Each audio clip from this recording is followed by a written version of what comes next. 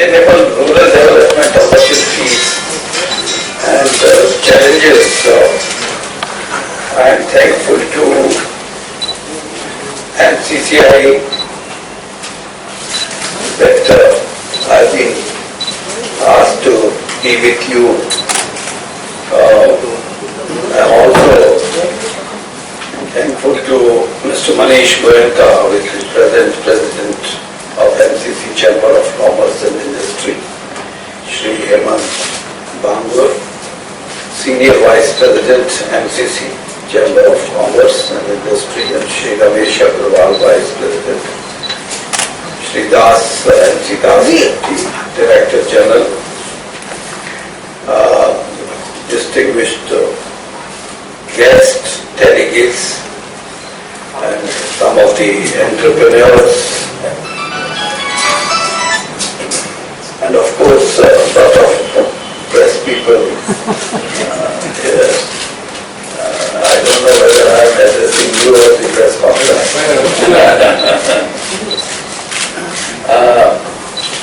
Before I start something which I have brought as a little speech, I want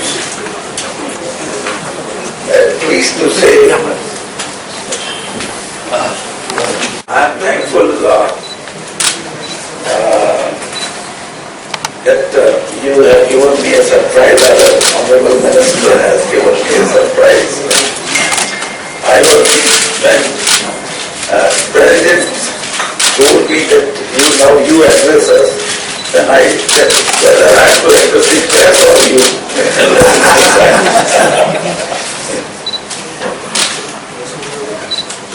You have to adjust the page so that everything will be covered. So one thing is very important before I say something about my Bihar and all the 8 northeastern states. Base of development as compared to the rest of the country has been very lethargic, very slow. There may be 100 reasons for that. And there is a realization on the part of this NDA government that this kind of inequality in a way, in a parliamentary democracy where we talk of federalism of our parliamentary democracy and cooperative and competitive federalism, then this gap should not be there.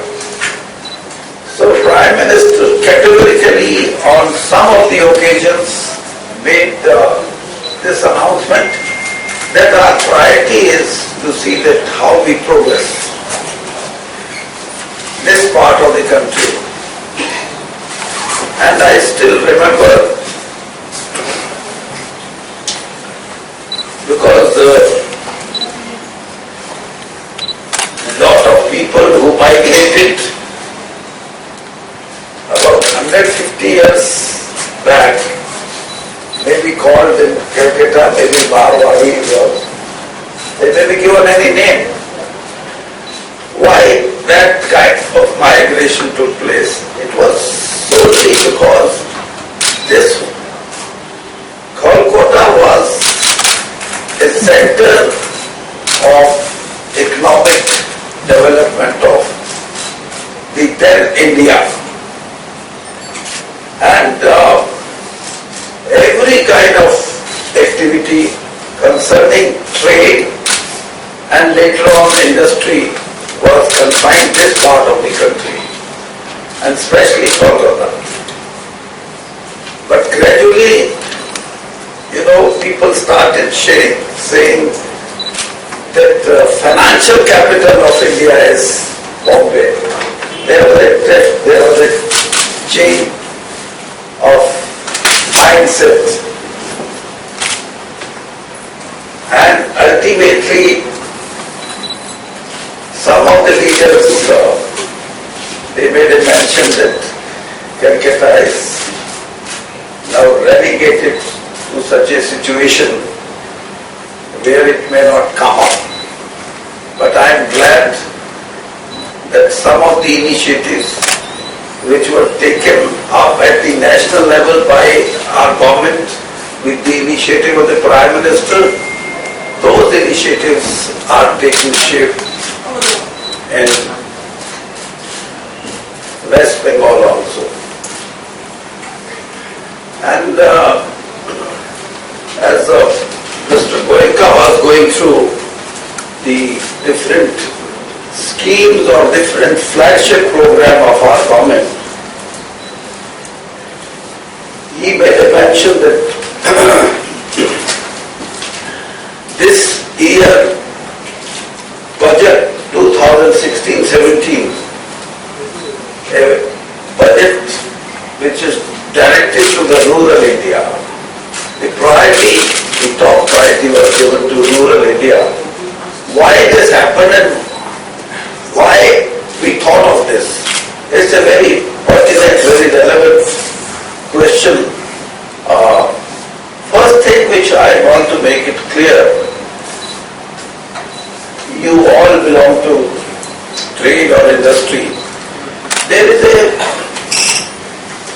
in the world over, there is about 4.15% shrink in export all over the world, and 4.15% shrink or squeezing off export is also going to hit Indian export, and that too some of the known export items like automobile,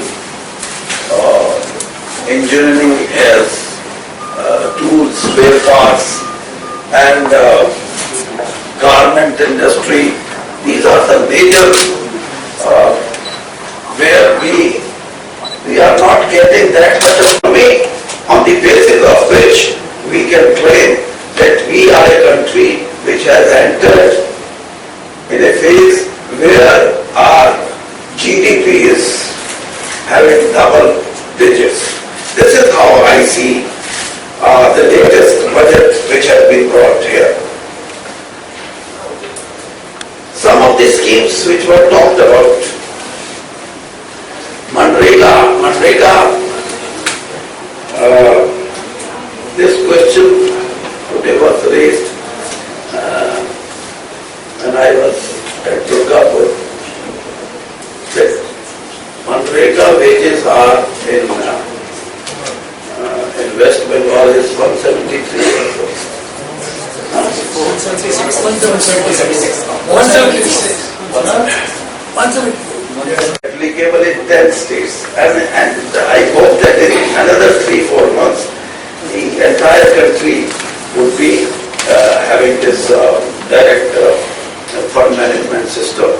So these misappropriation